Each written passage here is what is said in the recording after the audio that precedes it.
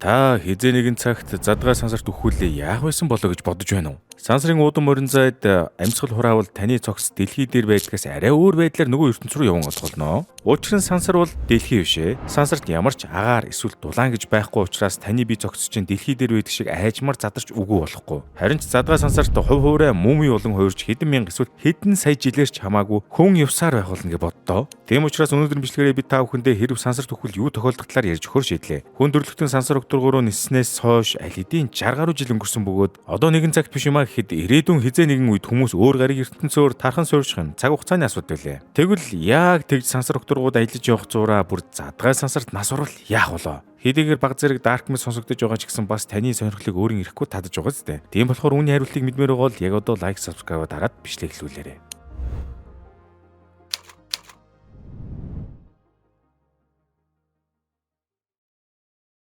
Ас хуулын ирээдүйн хизээ нэгэн цагт танд сансарт нисэх боломж олдож та Монголоос сансарт нисэн 2 дахь хүн боллоо. За танд баяр хүргэе. Гэсэн ч тийм амжилттай ил биш байх болно. Учир нь та дөнгөж дэлхийн баг таталцлын бүс буюу дэлхийн гадаргаас 2000 км-ийн өндөрт явж байх үед бүхээгнээсээ задгай сансарт ямар ч хамгаалах хувцгүйгээр шидэгдснээс үүдэж харамсалтайгаар амь насаа алдан дэлхийн тойрог замд нас орсон анхны хүн болж түүхэнд бичигдэв.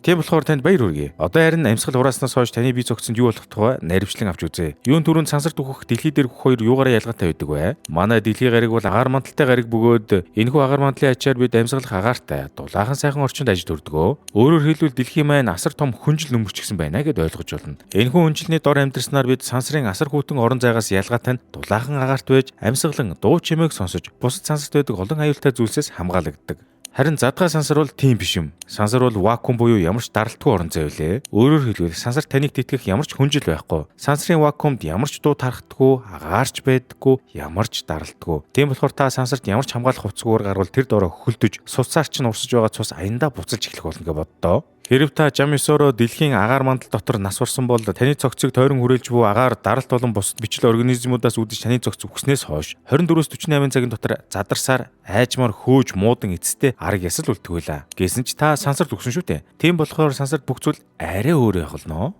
Юун дөрөнд та ямар ч хамгаалтын хувцсгүй тул задгай сансарт гарсан эхний 10-аас 15 секундэд ухаантай хэвээр байх бөгөөд бие дээр чинь болж байгаа бүхий л аимшигтай өөрчлөлтөө түүнээс үүдэлтэй өвдөлтүүдийг мэдрэх болно. Харин ямар өөрчлөлт байх вэ гэж юу? Эхлээд та сансарт ямар ч даралт байхгүй учраас бие доторх бүх шингэнүүд чинь буцаж та хөх хөнгөтэй болж эхэлнэ. Гэхдээ задрахгүй бас дэлбэрэхгүй. Ихэнх үед зөвхөн таны биеийн гадна хэсгийн шингэнүүд болох нулимс, шүлс зэрэгэнд буцалж ууршиж эхэлснээс таны хилэн дээр ус буцалж буй мэт мэдрэмж төрөх болно. Харин цусны хувьд болохоор цусны даралтын ачаар түр зур хамгаалагддаг ч гэсэн нэг удахгүй. Ингээд эхний 15 секундээс 90 секундэд тархиндаа хүчил дөрөгч тасалдсан учраас та ухаан алдах боловч бие чинь тийм хурдан ч өгчихгүй. Энэ үед таны биеийн доторх бүхий шингэн буцалж ууршиж эхэлснээр арьсан доторх хийт хилэн таны бие яг хийлдэх хүүхэлтэй шиг том болж нэг ёсондоо 20-оос 3 дахин пембин. Дээрээс нь та ихэнх хүмүүсийн боддог шиг задгай сансарт шууд яваад гарвал тэр доороо мөсөлж хөлдөхгүй бөгөөд учир нь сансар даралтгүй вакуум орчим учраас таны бие маш удаанаар яг халуун савнд хийсэн цай шиг дулаанаа алдах болно. Хэрв сүйдэрт байх юм бол таны биеэс гарч байгаа бүхий л уур, мөсөн талс болон хувраад нүүрэн дээр чинь зогсгуулна. Ингээд 90 секунд өнгөрсний дараагаас зүрхний цохилт удааширч цусны даралт унж ихснээр таны цус буцалж эхлэн альбан ёсоор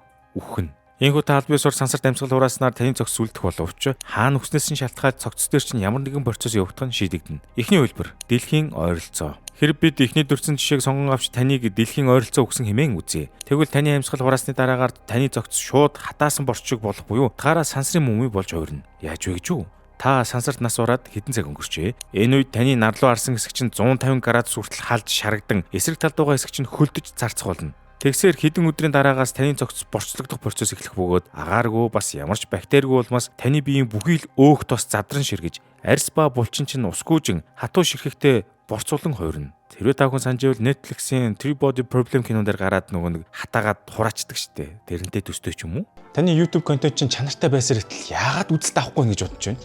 Шалтгаан нь юу гэж таны thumbnail явцгүй гэсэн үг. Таны контентыг үзэх хэсгийг шийддэг хамгийн чухал үзүүлэлт бол thumbnail. Тэгэхээр танд санал болгож юу YouTube thumbnail-ийн хичээлийг үзснээр та үзэгчдийн сэтгэл зүйд нөлөөлөх thumbnail хэрхэн хийхийг сурна. Canva ашиглан мэргэжлийн төвшний зураг бүтээх аргуудыг мэднэ. Заавал Photoshop хэрэггүй. Кликийг өсгөдөг дизайнын сэтгэл зүй өнгөний шатлалын системийг ойлгож том YouTube-руудын нууц техникүүдтэй алхам алхмаар суралцсан. Задлан цэгийн сайтаас ороод та яг одоо хичээл үзээрэй.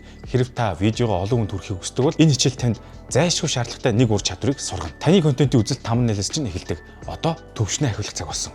Задлан цэг юм. Ингээд бүр эцэстээ таны арьс хар хүрэн өнгөтэй болж булчин шүрмс чинь хатаж хорчин гар хурууны үзүүр хамар чих зэрэг зөөлөн идүүтэй нь хатаж хорчисоор салаад унах боломжтой. Мөн арьс хатснаас үүдэж арьсан доорх яснууд нь нийл гарч ирэн нүдний угуурхай хөөсөрч муум шиг болно гэсэн үг юм. Одоо харин дэлхийгээс нилээн зайтай задгай сансарт байсан бол гэж төсөөлж үзье л да. Хэрэв та дэлхийгээс нилээн хол сансрын гүн хэсэгт нас орсон бол өмнөх жишээтэй адил мөн л борцоолж хуурнаа. Гэхдээ илүү хөлдөөсөн борц шиг. Учир нь нар байхгүй учраас таны бие дулаанаа айжмаар цацарган алдах бөгөөд хэсэг хугацааны дараа борц шиг хатагч дэлхийн хажууд байсан хувилбараас арай илүү хатуу мөсөн бүтцтэй бас маш хэврэг болж хуурнаа. Тийм учраас хэрэв та ямар нэгэн байдлаар жижигхэн чулуу ч юм уу нисэж ирээд таны хөлдөж хатсан цогцыг мөргвөл таны бие шууд шаазан идэл шиг хагарч унана гэж боддоо. Амар гоцтой. Ийхүү сансарт амьсгал хурааснаас хойш таны бие яг энэ хэвэндээ хэдэн мянган жил, магадгүй хэдэн зуун мянган жил баг өөрчлөгдөхгүйгээр задгай сансар таньж мэдэхгүй гариг од иргэсийн дундуур хөвсөөр орчлонгийн нэг хэсэг болон хуурнаа. Хэрэв та дэлхийн тойрог замд ойролцоо байвал удалгүй таныг янз бүрийн сансарын объектууд нисэж ирээд хайр найргүй мөрөх бөгөөд явандаа таны хатсан цогц хэдэн мянган жижиг хэсэг болон хуурч орчлон ертөнцөөр нэг цацагдана гэж боддоо. Одоо хэрвээ сансрын хамгаалах хувцастай өгсөн тохиолдолд яахыг авч үзье. Хэрэв та сансарт хамгаалах хувцсан дотор амьсгал хураасан бол дэлхий дээр таны цогц задардагтай ижил процесс өрнөх ба гэхдээ энэ удаа гадны бактериуд таныг идэх бус харин гэдсэн дотор ч юм уу биеийн доторх бактериуд чинь таныг дотроос нь идэж жинхэнэ найрлж өгөх болно. Тэгсээр магадгүй хэдэн зуун жилийн дараа хин нэгэн таны өмсгөлийг санаандгүй олж нээж үзвэл муумын арга яснаас илүүтэй хувцсны ёроол тунсан хүний шүл болдноо. Тийм болохоор хувцастайгаа сансарт өгөх нь хамгийн муу хөлбөр байж болох юм байна.